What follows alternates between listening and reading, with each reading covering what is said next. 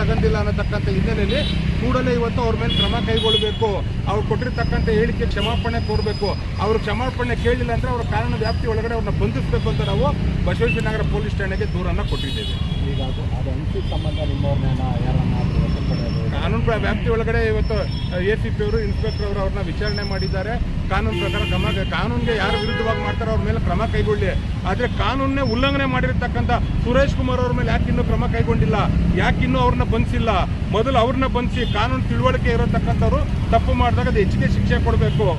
ಜನಸಾಮಾನ್ಯರು, ನೀವು ಜನಪ್ರತಿನಿಧಿಗಳು, ರಾಜಾಜಿನಗರದ ಕ್ಷೇತ್ರ ನಿಮ್ಮನ್ನು ಪ್ರಶ್ನೆ ಮಾಡದೆ ಇನ್ನು ಬೇರೆಯವ್ರನ್ನೂ ಪ್ರಶ್ನೆ ಮಾಡೋಕ್ಕಾಗುತ್ತಾ? ನೀವು ಬಳಸಿರ್ತಕ್ಕಂಥ ಪದ ಯಾವುದು?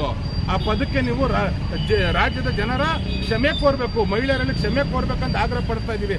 ಇಲ್ಲ ನಾನು ಮಾತಾಡಿರ್ತಕ್ಕಂಥದ್ದು ಕರೆಕ್ಟಾಗಿದೆ, ನಾನು ಮಾಡಿರ್ತಕ್ಕಂಥದ್ದು ನಾನು ಸಾಬೀತುಪಡಿಸ್ತೀನಿ ಅನ್ನಂಗಿದ್ರೆ ನೀವು ಸವಾಲು ಹಾಕಿ. ಈ ರೀತಿ ನೀವು ದೂರು ಕೊಟ್ಟೇಟ್ಗೆ ಎದುರ್ಕೊಂಡು ಹೋಗೋಂತಾರಲ್ಲ, ಇಂಥ ದೂರುಗಳನ್ನೆಲ್ಲ ನಾವು ಕಾನೂನು ವ್ಯಾಪ್ತಿ ಒಳಗಡೆ ಎದುರಿಸ್ತೀವಿ. ನ್ಯಾಯಾಲಯಕ್ಕೆ ನಾವು ಗೌರವ ಕೊಡ್ತೀವಿ. ನೀವು ಮೊದಲು ಮಾಡಿರ್ತಕ್ಕಂಥ ಕಾನೂನು ಬಾಹಿರ ಕೃತ್ಯಗಳು ಏನಿದೆ, ಇಲ್ಲಿ ಪೋಸ್ಟರ್ನ ಹಾಕಿ ಬ್ಯಾನರ್ನ ಹಾಕಿ ಅದ್ರ ಬಗ್ಗೆ ಮೊದಲು ಬಂದು ನೀವು ಕ್ಷಮೆ ಕೋರಬೇಕು. ಮೊದಲು ಅವ್ರ ವಿರುದ್ಧ ಕ್ರಮ ಕೈಗೊಳ್ಳಬೇಕಂತ ನಾವು ಲಿಖಿತವಾಗಿ ದೂರನ್ನು ಕೊಟ್ಟಿದ್ದೇವೆ.